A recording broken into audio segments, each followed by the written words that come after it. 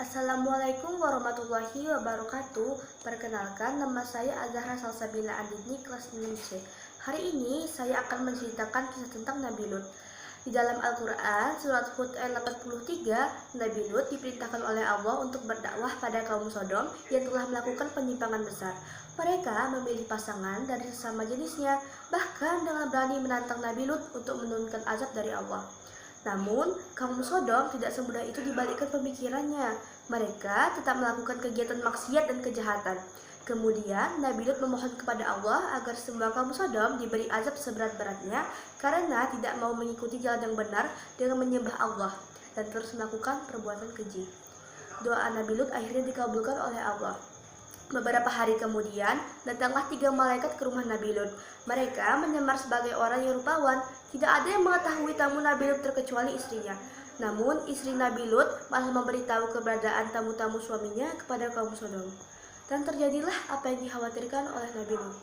Begitu tersiar dari mulut ke mulut, berita kedatangan tamu-tamu remaja tampan di rumah Lut, datanglah mereka ke rumahnya.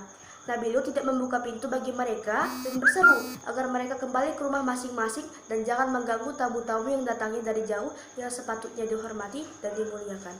Nabi Lut berseru agar mereka kembali kepada istri-istri mereka dan meninggalkan perbuatan maksiat dan mungkar yang tidak senonoh.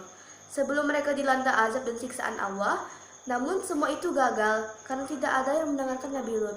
Kemudian para malaikat berkata bahwa inilah azab Allah. Kepada Nabi Lut, para malaikat itu menyarankan agar pintu rumahnya dibuka lebar-lebar untuk memberi kesempatan bagi orang-orang itu untuk masuk.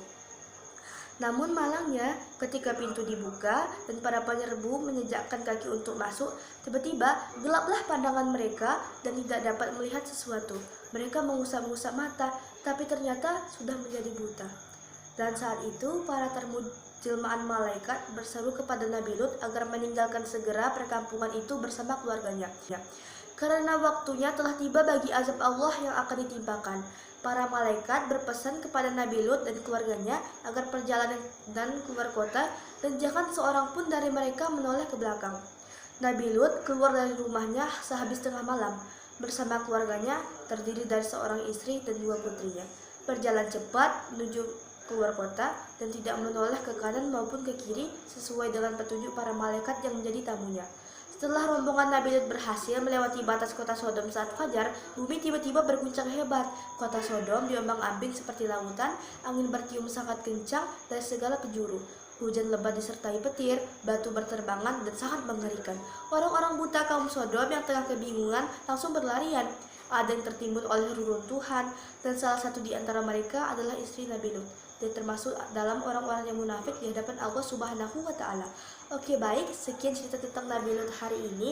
Mohon maaf bila ada pengucapan yang salah dan kurang berkenan. Wabillahi taufiq wal hidayah. Wassalamualaikum warahmatullahi wabarakatuh.